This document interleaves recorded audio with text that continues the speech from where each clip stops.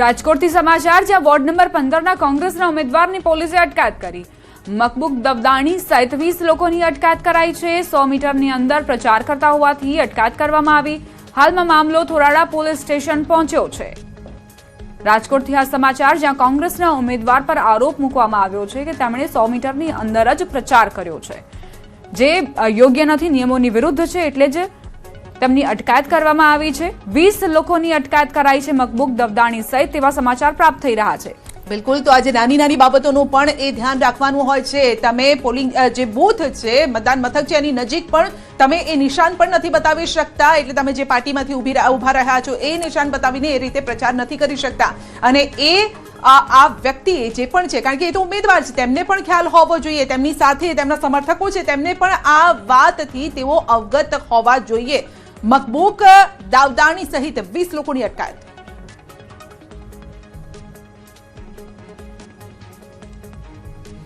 તો ખેડા જ આપણે સીધા લઈ જઈશું. હું અને દીપા લઈ જઈ રહ્યા છે ખેડા, અને ખેડામાં કયા પ્રકારનો માહોલ છે તે જોવા માટે જઈશું. ગરમીમાં ઠંડો માહોલ છે કે ગરમા ગરમ? ઉમંગ, બિલકુલ ચોક્કસથી ગરમીમાં અત્યાર સુધી ઠંડો માહોલ લાગતો હતો, પરંતુ હવે ગરમા ગરમ માહોલ જોવે છે. પરંતુ સંધ્યા ખેડાની અંદર આ વખતે પણ દર વખત ચૂંટણી જેમ આ વખતે પણ મહિલાઓ વધારે દેખાઈ રહી છે. સીધા દ્રશ્યો બતાવીશ કે અત્યારે જે બૂથ ઉપર હું પહોંચ્યો છું, આ ભલાડા ગામનું બૂથ છે ને, બૂથ પર અત્યારે મતદાન ચાલી રહ્યું છે. તમે જોઈ શકો છો તે પ્રકારે સૌથી વધારે મહિલાઓ છે તે અત્યારે મત આપવા આવી રહી છે.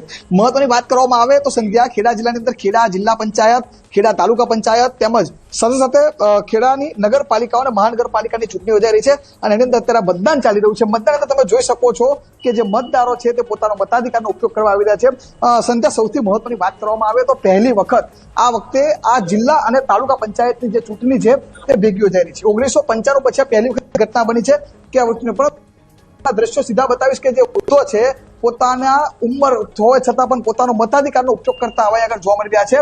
અને સવારથી જે પ્રકારે મતદાન મથકો પર, બૂથો પર જે લોકોની જે લાઈનો જોવા મળતી હોય છે એ આ વખતે જોવા નથી મળી રહી. બીજી બાજુ એવું છે કે ઈવીએમ થી મતદાન થઈ રહ્યું છે, એના કારણે પણ ક્યાંક ને ક્યાંક લાઈનો જોવા નથી મળતી. પરંતુ ખેડાની અંદર અત્યાર સુધીમાં જે આંકડા સામે આવ્યા છે, 12 થી 13% જેટલું મતદાન નોંધાયું છે, એટલે કહી શકાય કે આંકડો ખૂબ જ ઓછો કહી શકાય છે. એટલે ગરમીના કારણે ક્યાંક ને ક્યાંક મતદારો બહાર નથી આવી રહ્યા. અને બીજી બાજુ સ્થાનિક સ્વરાજ્ય ચૂંટણી છે, એની અંદર માહોલ આ વખતે ગરમ થોડો જોવા નથી મળી રહ્યો. જી સંધ્યા. અમારી સાથે કિશોર તુવર પણ જોડાયા છે, તેમની પાસે જઈશું, ત્યારબાદ ઉમંગ તમારી પાસે આવીશું.